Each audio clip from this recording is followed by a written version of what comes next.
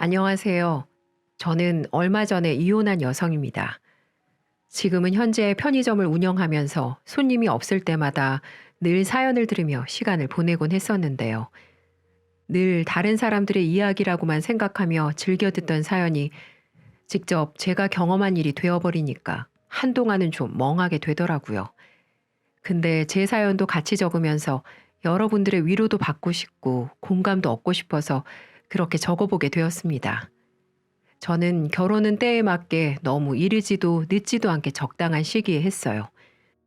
대학교를 졸업하고 나서 딱히 취업의 뜻이 없었던 저는 부모님과 상의 후에 부모님 명의로 되어 있는 건물 1층을 얻어서 편의점을 운영하게 되었죠.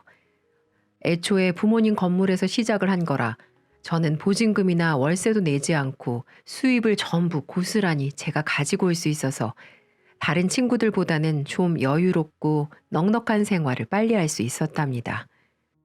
근데 이건 다 제가 잘해서가 아닌 부모님을 잘 만난 복이라는 걸 잘 알고 있기 때문에 저희 부모님께 더 효도하려고 하고 잘하려고 노력했어요. 지금도 그러고 있는 중이고요. 하지만 자식으로서 부모에게 할 수 있는 최고의 효도는 건강하고 행복하게 잘 사는 모습을 보여드리는 거라 생각을 해서 저는 다른 것보다도 결혼을 해 단란한 가정 꾸려서 재미있게 잘 사는 모습을 보여드리고 싶었어요. 떡두꺼비 같은 손자들도 순풍순풍 낳아서 우리 부모님의 기쁨조가 될 수 있게 해주고 싶었죠. 하지만 저의 노력에도 불구하고 저는 부모님 마음을 아프게 해드리는 사건을 하나 치르게 되었습니다. 참 자식으로서 보여드리고 싶지 않은 모습이었는데 지금도 그때만 생각을 하면 마음이 찌르르 거릴 만큼 저에게는 큰 사건이었어요. 그 이야기의 주인공은 바로 시댁인데요. 저는 남편을 당시 제 친구의 남자친구를 통해서 소개를 받아서 만나게 되었습니다. 1년 반 정도 연애를 하다가 결혼을 했는데 그 당시 남편은 막 대학교를 졸업하고 나서 취업을 준비하던 시기였고 2년째 대기업을 도전하고 있다가 떨어져서 많이 힘들어하던 시기였죠. 그래도 열심히 사는 사람이었어요. 그 바쁘고 힘든 와중에도 아르바이트를 하며 본인 용돈도 벌어가면서 밤 늦게까지 취업 준비를 하는 노력남이었거든요. 저도 그 성실함과 노력하는 모습에 반해서 현실이 안정적이지 않은 사람인데도 불구하고 만나왔던 거였습니다. 그러다 결국 그는 저와 연애를 하던 도중 취업에 성공하게 되었고 그 뒤로 저희는 곧바로 결혼을 하게 되었어요. 늘 남편은 저에게 취업만 되면 바로 결혼하자는 소리를 달고 살았기 때문에 저희 둘에게 결혼은 당연한 수순이었죠. 결혼 과정에서 딱 하나 걸리는 부분은 시댁의 형편이었습니다. 솔직히 말해서 저희 집은 부모님 명의로 된 건물이 몇 채가 있는 좀 사는 집안이었거든요. 그래서 돈에 있어서는 부족한 게 별로 없었어요. 하지만 남편 쪽은 아니었습니다. 남편이 대기업에 목숨 걸고 달려들었던 것도 다 이유가 있었을 만큼 시댁은 좀 형편이 어려웠죠. 시아버지는 원래 가구 공장에 다니시면서 일을 하셨는데 기계에 다리가 끼게 되는 사고로 장애 판정을 받은 이후로는 일을 하실 수가 없었어요. 그래서 시어머니가 식당을 운영하면서 겨우 먹고 사는 집안이었습니다. 하지만 장사도 잘 안 돼서 시어머니는 몇 번이나 가게 업종을 바꿀 만큼 장사 수완이 좋지 않아서 늘 쪼달리며 살고 계셨습니다. 그래서 남편은 그 가난이 싫어서 대기업으로 들어가 빨리 돈 벌고 여유롭게 살고 싶은 마음이 컸다고 했어요. 그러니 목숨을 걸고 악착같이 준비해 결국 대기업으로 들어가게 된 거죠. 물론 남편이 잘 된 건 정말 다행이었지만 어쨌든 결혼을 하기에는 양가의 재력 수준이 좀 달라서 조금 삐그덕거리는 부분이 나타났습니다. 바로 집 문제와 혼수 문제 때문이었는데요. 그 문제를 저희도 생각하지 않은 건 아니었는데 그게 상견례 자리에서부터 터질 줄은 아무도 예상하지 못했어요. 결혼 준비를 하기 전 상견례를 갖는 자리에서 양가 부모님끼리 약간의 신경전이 오고 가는 사건이 하나 있었거든요. 양가가 처음 만나는 자리는 누구나 그렇듯 떨리는 순간이었어요. 무엇보다 이제 우리가 결혼 준비를 어떻게 해나갈지 같이 상의하는 자리이기도 했기 때문에 저와 남편은 초긴장을 한 상황에서 양가 부모님을 맞이했습니다. 초반에는 순조롭게 대화가 이어지고 분위기가 괜찮게 흘러갔어요. 근데 결혼 날짜를 잡고 집과 혼수 이야기가 나오는데 그때부터 신경전이 시작되고 말았죠. 신경전의 시작은 저희 시어머니로부터였어요. 저 사돈, 제가 초면이고 또 상견례 자리에서 드리기는 좀 어렵긴 한데 그래도 말씀을 드려야 할 것 같아 신뢰를 무릅쓰고 말씀드리는 겁니다. 네, 말씀하세요, 사돈. 그게 말입니다. 우리가 좀 집 사정이 좋지가 않아요. 보시다시피 우리 남편도 지금 이런 상태고 해서 우리 쪽에서 집이고 결혼식 비용이고 할 수 있는 부분이 없을 것 같아서요. 어렵겠지만 사돈 쪽 잘 사시니 좀 힘 좀 써주시면 안 될까요? 시어머니는 저희 부모님을 보자마자 결혼을 위해서 해줄 수 있는 게 아무것도 없다고 하셨어요. 단 얼마라도 해보겠다고 말씀하시는 게 아니라 다짜고짜 우리는 없으니 너네가 좀 알아서 해줘라 라는 식의 말에 저와 저희 부모님은 좀 황당하긴 했습니다. 하지만 저희 부모님은 건물 몇 채를 그냥 가지고 있으신 게 아니에요. 아빠는 건축회사를 운영하시면서 사업가 기지를 다분히 크게 가지고 있으셨고 저희 엄마도 그 옆에서 내조하면서 쌓은 내공이 높았기 때문에 그 자리에서 그냥 받아주지 않으셨답니다. 예, 사부인, 형편이 어려울 순 있죠. 그걸 이해 못하는 건 아닌데 그래도 명색이 저희도 딸을 결혼시키는 입장에서 딸이 대접받지 못하고 가는 시집은 반갑지가 않네요.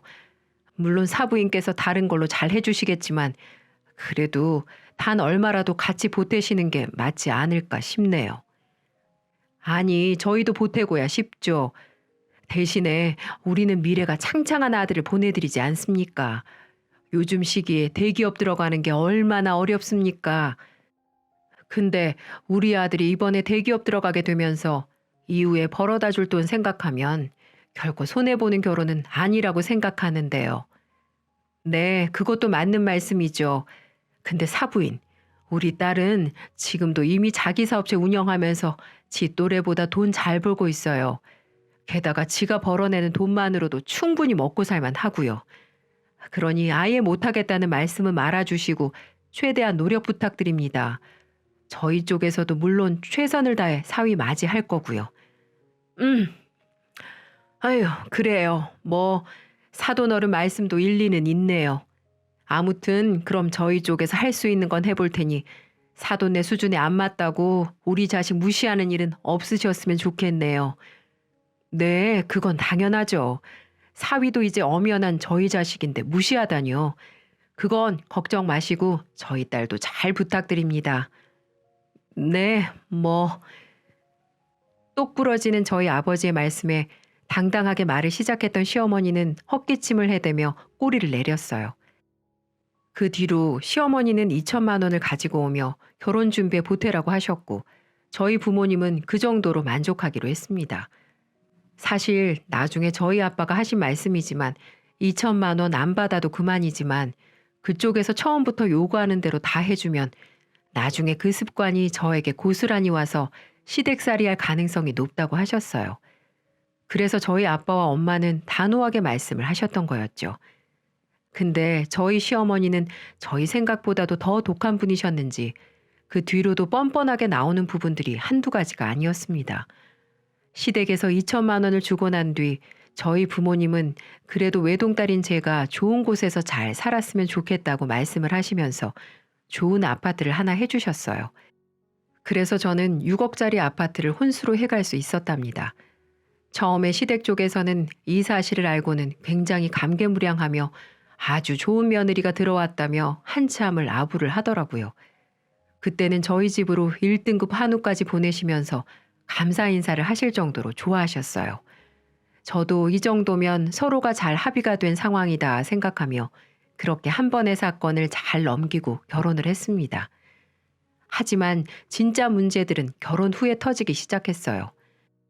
저희 집은 친정과 시댁 집 사이에 있는 편이었는데 양쪽 모두 차 타고 금방 갈 수 있는 거리일 만큼 가까웠기 때문에 출간 이후에도 서로를 자주 보며 지냈어요.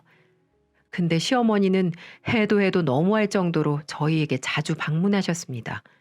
아니요. 솔직히 더 정확하게 말한다면 집이 아닌 편의점을 그렇게 많이 찾아오셨어요. 그리고 찾아오는 걸로 끝이 아니라 진짜 뻔뻔한 짓들을 많이 하셨죠. 저희 편의점에서 파는 간식이나 물건들을 계산도 하지 않고 잔뜩 가지고 가셨어요. 명목은 다른 거 없었어요. 우리 며느리가 하는 가게니 돈 안 내도 물건을 가져가도 문제없다는 생각을 하신 것 같았습니다.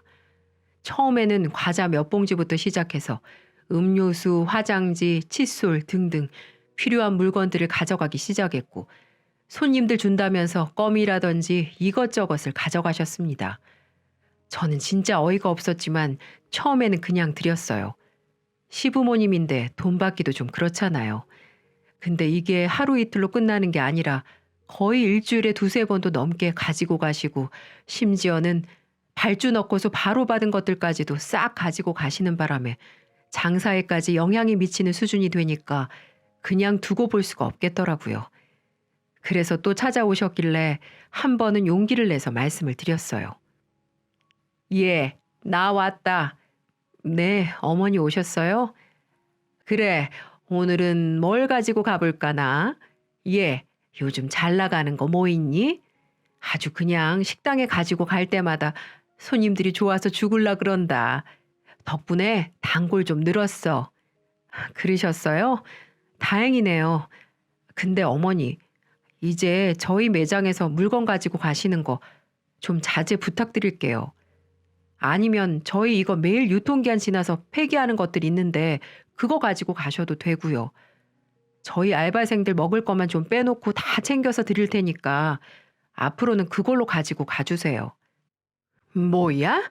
아니 너 지금 이 시애미를 거지 취급하는 거냐? 나보고 지금 못 먹는 거 다 가지고 가서 처리하라는 거야? 뭐야? 왜? 이깟 거 몇 푼짜리 주는 게 그렇게 아깝든? 아까운 게 아니라요, 어머니. 저도 엄연히 그것들 판매하면서 가게 운영하는 건데 어머니께서 손님들이 사갈 것까지 다 가지고 가시니까 저희도 가게 운영이 어려워서 그래요. 아니, 그럼 더 주문하면 되지. 물건이야 더 떼면 그만인걸. 너는 지금 그게 아까워서 나한테 버린 음식이나 가져다가 처먹으라는 거 아니야? 그런 게 아니라요. 저도 손해보는 장사는 할 수 없어서 드리는 말씀이에요. 그리고 인기 있는 제품들은 본사에서도 몇 개 안 보내주는데 그런 것까지 어머님이 다 가지고 가시잖아요. 그러니까 앞으로는 진열되어 있는 제품들은 그만 가지고 가주세요. 허! 내가 부잣집 며느리가 들어와가지고 덕 좀 보나 했더니만 아주 그냥 지 시애미를 산거지로 보고 있었네. 됐다. 안 가지고 가마. 시어머니는 저의 부탁에 오히려 더 화를 내며 편의점을 나가버리셨어요. 그 뒤로는 그새 저희 남편에게 다 일러 바쳤는지 퇴근도 전에 남편에게 전화가 왔더라고요. 여보, 혹시 엄마한테 편의점 물건들 그만 가지고 가시라고 했어? 아휴, 벌써 당신 귀에 들어갔어? 빠르기도 하네. 그렇게 말씀드렸어. 솔직히 너무하셨잖아. 그걸로 나도 벌어서 먹고 사는 건데 어머니 때문에 손해본 게 이만저만이 아니라고. 아니, 그래도 그렇지. 당신 시어머니가 그거 몇 개 가지고 가는 게 아까워서 그만 오시라고 해? 여보, 지금 여기에서 어머니 편 드는 거야? 당신이 생각해봐. 일주일에 두세 번씩 꼬박꼬박 하루에 가지고 가시는 물건값만 10만 원이 넘어. 편의점에서 그 정도면 물건 몇 개가 빠지는 건 줄 알아? 아침에라도 오셔서 어머님이 물건 다 빼가시는 날엔 그때부터 손님들이 와서 먹을 거 없다고 그냥 나가는 경우가 태반이야. 그런데도 가만히 있으라고? 아, 물론 편의점도 그러면 힘들겠지.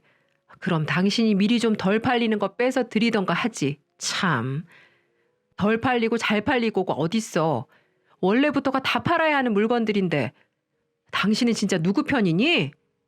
미안해. 알았어. 뭐 그렇다고 나한테까지 성질을 부려. 중간에서 난처한 건 나란 말이야. 일단 알았어. 이따 퇴근해서 봐. 저는 시어머니 편을 드는 남편에게 대답도 하지 않은 채 끊어버렸어요. 남편도 중간에서 난처하겠죠. 하지만 이건 누가 봐도 제가 억울한 상황이었습니다. 그 뒤로 집에 가서도 남편은 시어머니에게 다시 말씀을 잘 드려보라고 했지만 저는 싫다고 했어요. 이건 제 편의점 수익에 큰 영향을 주는 부분이었기 때문에 타협할 이유가 없었거든요. 그 뒤로도 남편은 저에게 서운했는지 한동안 저희 부부도 서먹하게 지냈어요. 그게 뭐라고 이렇게 부부 사이에 냉정까지 해야 하는 건지 저는 정말 이해가 안 되더라고요. 당연히 남편은 제 편을 들어줘야 하는 거 아닌가요? 시어머니한테 제가 못하는 것도 아니었어요. 생신 때 되면 비싸고 좋은 선물도 해드리고 시간 나면 틈틈이 여행도 보내드리고 용돈도 자주 드렸었거든요. 그 뒤로 시어머니도 저에게 서운해 하셔서 한동안 찾아오지 않으셨었는데 그래도 제가 또 며느리다 보니 언제까지고 시어머니가 삐져 있는 상태로 둘 수는 없잖아요. 그래서 먼저 풀기 위해 저번에 시어머니와 같이 백화점으로 쇼핑 갔을 때 예쁘다고 하셨던 가디건이 하나 있어서 예쁘게 포장까지 해서 사들고 갔습니다. 시어머니는 처음에는 탐탁지 않아 했지만 제가 곧바로 손에 선물을 쥐어드리니 언제 삐져 있었냐는 듯 다시 살갑게 말씀을 하시던 거 있죠. 지금 생각해도 어이가 없네요. 그만큼 저희 어머니는 욕심이 대단한 분이셨어요. 아이고, 내가 우리 부자 며느리 본 덕에 이런 명품 스카프도 받아보고 말이야. 성공했다, 성공했어. 아유, 색깔 고운 것 좀 봐라. 며느라, 나중에는 좋은 명품 백도 부탁한다. 아유, 네, 어머니. 나중에 돈 더 많이 벌면 명품 가방도 꼭 사다 드릴게요. 그래, 그래. 예쁜 내 며느리.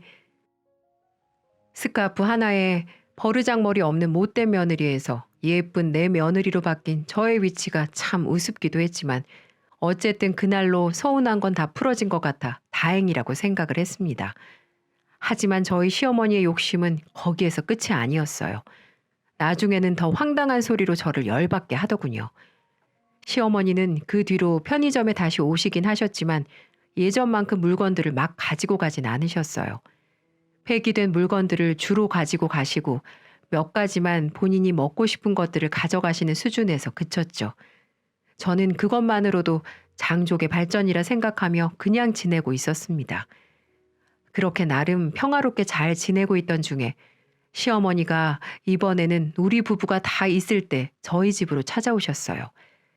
집으로 찾아오신 건 오랜만이었기 때문에 저는 이것저것 음식을 잘 차려서 대접을 했습니다.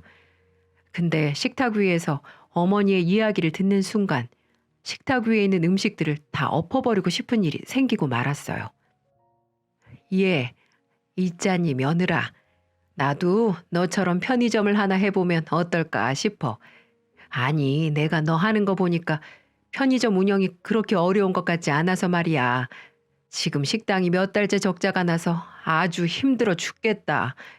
이참에 다시 편의점으로 개업해서 새 출발해볼까 해. 그래요, 어머니? 근데 이것도 초기 비용이 만만치가 않아요. 저야 아빠 건물로 들어간 거라 비용이 그렇게 많이 들진 않았지만 본사에 지불해야 하는 것도 크고 공사 비용부터가 만만치 않으실 거예요. 그래서 좀 알아봤는데 역시 우리 식당만 처분하기에는 역부족이겠더라고. 내가 얼추 보니 우리 집을 팔면 금액이 좀 맞을 것 같아. 원래는 너네 결혼할 때 내가 무리해서 대출만 안 받았어도 더 자금을 땡길 수 있었는데 너네 결혼시키느라 내가 힘들었잖니.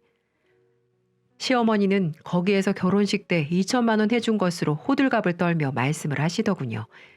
근데 시어머니의 그 뒤의 말과 거기에 답변하는 남편의 말이 더 가관이었어요. 그래서 말인데 우리 집 처분하고 그 돈 보태서 편의점 낸 다음에 나랑 네 시아버지는 이 집으로 들어와 합가하려고 한다. 어떠냐? 그래? 그럼 당연히 우리 집으로 모셔야지 엄마. 걱정 말고 들어와요. 방도 남는데 뭐. 좋네. 나도 엄마 아빠랑 살고. 어머, 정말? 그래도 돼? 저와 어떠한 상의도 없이 갑작스럽게 시모에게 집으로 들어오라는 남편의 말을 듣고 저는 입에 있던 음식들을 그대로 다 내뿜을 뻔했어요. 게다가 거기에 좋아가지고 맞장구를 치는 시어머니를 보니 기가 차더라고요. 그래서 저는 빨리 수습을 하기 위해 말을 꺼냈습니다. 저기 어머니, 합가는 좀 무리일 것 같아요. 이가 지금 어머님을 어떻게든 도와드리고 싶어서 급하게 대답을 한 것 같은데 일단 저희 집이 그만큼 집이 넓지가 않잖아요. 작은 방 하나 있는 것도 좁아서 생활하는데 많이 불편하실 거예요. 게다가 어머니 편의점 하시는 것도 생각을 잘 하셔야 돼요. 제가 그냥 운영하는 것 같아 보여도 편의점이 신경 쓸 게 한두 가지가 아니거든요. 이거 물건 관리 제대로 못하면 바로 벌금 물고 자칫하면 운영정지 먹고서 편의점 문 닫아야 될 수도 있어요. 저는 거의 랩을 하듯 속사포로 말을 뱉어냈어요. 진짜 숨도 안 쉬고 말이에요. 그랬더니 저희 어머님은 또 거기에서 열을 내시더라고요. 야, 이게 또 나를 무시하네. 너도 하는 걸 내가 못할 거라고 생각하는 거야, 지금? 편의점 운영이 뭔데? 그게 도대체 뭐라고 훈수를 둬? 그리고 지금 우리가 여기 들어오는 게 못마땅한 거냐? 어? 어머니, 왜 또 말씀을 그렇게 하세요? 어머님께 훈수 두는 게 아니라 현실적으로 조언해 드리는 거고요. 저희 집으로 들어오시면 불편한 게 당연한 거잖아요. 저도 아무런 마음의 준비도 없이 시부모님 모시는 거 솔직히 불편하고요. 저는 이번에도 다짜고짜 화를 내는 시어머니에게 제 속마음을 그대로 전달해 버렸어요. 솔직히 시부모님하고 같이 사는 게 불편한 건 사실이었거든요. 근데 진짜 어이없는 건 여기에서도 제 편을 들어야 할 남편 놈이 이번에도 시어머니 편을 들었다는 겁니다. 이 여자가 야, 이 건방진 년아. 너 자꾸 시어머니한테 말본세 그따위로 할래? 시어머니가 새 출발하고 싶다고 어렵게 말씀하시는데 거기에 도와드리지는 못할 망정 우리 부모님 모시는 게 불편해? 이 남편 놈은 심지어 욕까지 섞어가며 시어머니가 있는 앞에서 저에게 면박을 주더군요. 거기에서는 저도 더 참을 이유가 없었어요.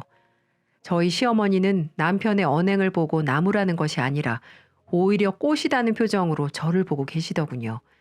거기에서 저는 더 화가 나 일부러 더 시어머니 앞에서 같이 욕을 해버렸습니다. 이 거지 같은 놈이 어디다 대고 욕이야? 그럼 너는 우리 부모님 모실 수 있어? 지는 우리 친정집에 찾아가는 것도 싫어하면서. 그리고 너는 우리 부모님 도와줘 봤어? 까놓고 말해서 너 따위가 우리 부모님 도울 것도 없겠지만 하다못해 너 우리 부모님 생신이나 기념일에 뭐 제대로 챙겨보기나 했어? 맨날 지네 부모님 생신에는 좋은 거 못 해드려서 안달이면서 우리 부모님 때는 인터넷에서 파는 싸구려나 사다가 바치잖아. 그것도 내가 겨우 말리면 그제서야 내 카드로 선물 사대는 주제에. 더 말해볼까? 돈을 벌어도 내가 더 많이 벌어오고 생활비를 보태도 내가 더 많이 보태는데 네가 뭔데 니네 엄마 도와주라 말아야? 남편은 속사포 같은 저의 말에 적잖이 열이 받았는지 뒷목을 잡고 쓰러지는 신용을 해댔습니다. 가짠더라고요. 그 옆에서 시어머니는 제 이야기를 들으면서 얼굴이 붉어지면서 엄청 열을 받아 하는 게 보였죠. 근데 저는 참지 않았어요. 솔직히 그동안 쌓인 게 진짜 많았거든요. 남편이란 놈은 지네 부모님이나 위할 줄 알지 저나 저의 부모님께는 늘 성의가 없었어요. 그것도 마음에 안 들었는데 이번 사건까지 터지고 나니까 저의 서운함은 겉으로 터져버리고 말았습니다. 한 번 터지니까 이게 계속 말이 나오더라고요. 그래서 앞에 계신 시어머니에게도 더 말을 보탰어요. 어머니, 진짜 죄송한데요. 편의점 일이 밖에서는 쉬워 보여도 안으로 들어가면 절대 그렇지 않아요. 젊은 사람도 하기가 쉽지 않은데 50 넘은 어머님은 얼마나 더 힘드시겠어요. 그러지 말고 지금 운영하시는 식당을 잘 살려볼 궁리를 하시거나 다른 업종을 찾아보세요. 그리고 다시 한번 말씀드리지만 저는 합가는 못해요. 지금도 이렇게 퍽 하면 어머님이랑 싸워대는데 같이 살면 얼마나 더 서로가 힘들겠어요. 그래서 저는 합가는 못하겠어요. 정말 죄송합니다, 어머니. 이 고의한 것 피도 눈물도 없는 년 같으니라고. 시어머니는 그대로 저에게 욕을 한 바가지 하고는 집을 나가셨어요. 남편도 열이 받았는지 그대로 안방으로 문을 쾅 닫고는 들어가 버렸죠. 저도 속상하고 힘들어서 그날 밤 하루 종일 식탁에 엎드려 얼마나 울었는지 모릅니다. 근데 사실 제가 우리 아버지 피를 물려받았는데 그냥 피만 물려받았겠어요? 저는 누가 봐도 우리 아빠 딸이라고 할 만큼 사업가 기질이 컸습니다. 그냥 보면 이건 될 거다, 안 될 거다라는 게 탁 하면 보일 만큼 사업 수완이나 땅, 건물 보는 눈이 탁월했거든요. 하지만 우리 시어머니는 성격 자체가 허술한 사람이었어요. 그래서 꼼꼼함이 중요한 편의점 일을 절대 할 수 있는 분이 아니셨죠. 그래서 제가 더 말린 것도 있었거든요. 근데 그 속도 모르고 이렇게 저만 나쁜 인간으로 몰아세우는 그들에게 정말 서운했습니다. 근데 저의 진심 어린 조언과 성질에도 그들은 정신을 못 차린 듯 했어요. 남편과 시댁과의 냉전이 이어지고 있는 사이 저는 어느 날 퇴근을 하고 집에 들어갔다가 완전히 까무러칠 뻔했습니다. 그 일이 있고 며칠 뒤 편의점을 닫고 집으로 갔는데 온 집안이 시댁 물건들로 채워져 있었습니다. 그리고 거실에 대자로 누워서 시부와 시모가 TV를 보고 있었어요. 너무 황당했습니다. 아무리 시부모님들이라고 하더라도 여긴 내가 사는 공간인데 내 허락도 없이 모든 짐을 싸들고 저희 집으로 왔다는 게 열이 받기 시작하더군요. 알고 보니 이 모든 말도 안 된 상황에는 남편 놈이 자리하고 있었습니다. 어머님, 아버님, 여기는 어떻게 들어오셨어요? 이 짐들은 다 뭐고요? 당신, 어머님, 아버님 여기 들어오는 거 알고 있었어? 알면서 뭘 물어? 당연히 알고 있지. 이제 부모님도 들어오셨으니까 당신은 제발 그 성질머리 고치고 부모님께 깍듯하게 하면서 잘 모시고 살 생각해. 뭐라는 거야, 이 인간이? 어머님, 아버님, 진짜 너무하시네요. 제가 안 된다고, 같이 사는 건 어렵다고 말씀드렸잖아요. 저는 시어머니와 옆에서 아무것도 모르는 척 앉아 계시는 시아버지에게 화를 냈어요. 그랬더니 우리 시어머니는 아무런 죄책감도 없이 또 생각 없이 말을 하시던 거 있죠. 이 고의한 것? 야, 내가 내 아들 집에 들어온 건데 왜 네가 안 된다고 난리야? 이미 우리 집 내놨으니까 너도 포기하고 그냥 살아. 아주 그냥 저 고의한 성질머리는 누구한테 배운 건지. 저는 막무가내로 억지를 부리는 어머니를 보며 더 이상 이들은 말이 안 통한다는 걸 알게 되었습니다. 그래서 그 길로 어떻게든 이 말도 안 되는 상황을 모면하기 위해 제 나름대로 머리를 굴리기 시작했어요. 그리고 이에는 이, 눈에는 눈이라는 마음을 갖고 저도 똑같이 시댁 식구들에게 참 교육을 해주기로 했습니다. 그래서 저는 그들에게 마지못해 받아들이는 척 며칠 동안 연기를 했고 며칠 뒤에 곧바로 작전을 펼치기로 했습니다. 사건 당일 저녁 때가 됐을 무렵 남편과 시부모님들에게 말을 꺼냈습니다. 여보, 오늘은 내가 몸이 좀 안 좋아서 어머님, 아버님 밥 차려드리기가 좀 어렵네. 몸이 안 좋다고 하니 엄마가 죽 사들고 온다고 하고 우리 엄마 오랜만에 오시는데 당신은 그렇다 쳐도 어머님, 아버님 마주치기 좀 그렇잖아. 그러니 오늘은 당신이 모시고 식사도 대접해드리고 바람 좀 쐬고 와. 어머님, 아버님 죄송하지만 일이랑 나가셔서 오늘은 맛있는 걸로 외식하시고 들어오세요. 비싼 거 드셔도 되니까 오늘은 평소에 드시고 싶으셨던 걸로 마음껏 회포 풀고 오세요. 어머, 네가 웬일이니? 이제야 정신이 좀 차려지나 보다. 그래, 알았다. 당신 진짜 우리끼리 나가도 괜찮겠어? 암튼 당신이 그러라니까 이따가 장모님 가시면 전화해. 그때 들어갈 거니까. 시부모님과 남편은 신이 난 채로 그대로 나갔습니다. 그리고 저는 그들이 나가자마자 다시는 이 집에 발을 들이지 못하도록 제가 계획한 모든 일들을 하나 둘 처리해 나갔어요. 저는 그들이 차를 타고 동네를 떠나자마자 곧바로 미리 예약해둔 이삿짐 업체를 불렀습니다.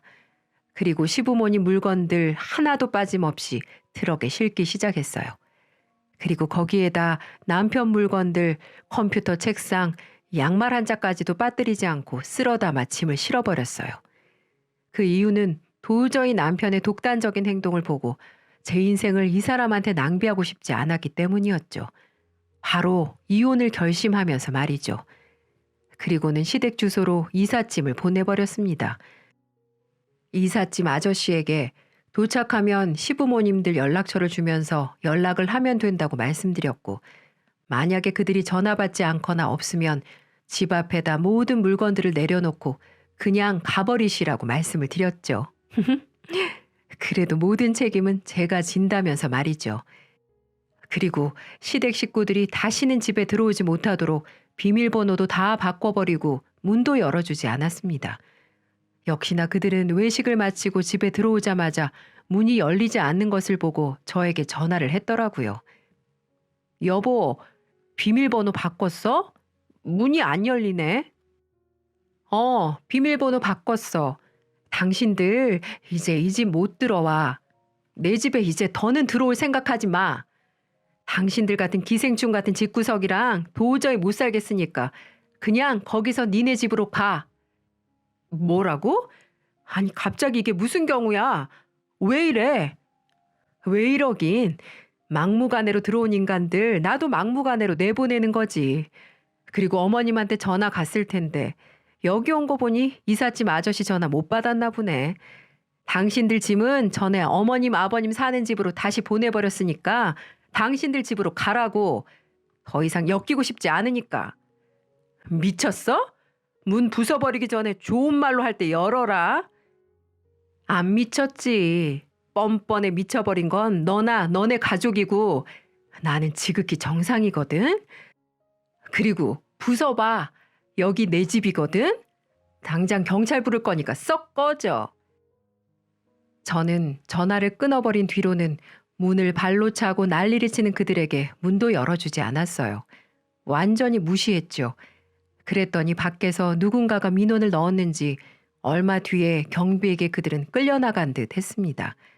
그렇게 저는 제 허락 없이 기생충처럼 붙어버리려는 거머리 같은 시댁 식구들에게 참교육을 시켜주었습니다. 그들을 보내고 얼마나 속이 시원했는지 몰라요.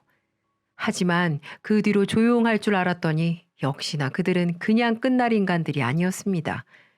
저는 남편에게 이혼 서류를 보냈는데 남편 쪽에서 재산 분할을 신청했더라고요. 결혼할 때 2천만 원을 보탰다는 게 이유였습니다.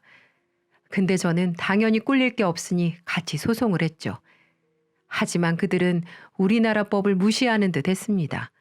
자기들 뜻대로 돌아가지 않자 거의 막다른 길에 다다랐는지 이제는 제 편의점까지 찾아왔더라고요. 시모와 전 남편은 제 편의점으로 찾아와 행패를 부려대기 시작했습니다. 이 도둑년아, 우리 2천만 원 돌려놔. 당장 돈 내놓으라고. 어디서 다 처먹으려고 수작을 부려? 어이가 없어서. 그럼 어머니도 그동안 제가 사드린 명품들이랑 용돈들 다 내놓으세요. 다 뱉어놓고 가시라고요.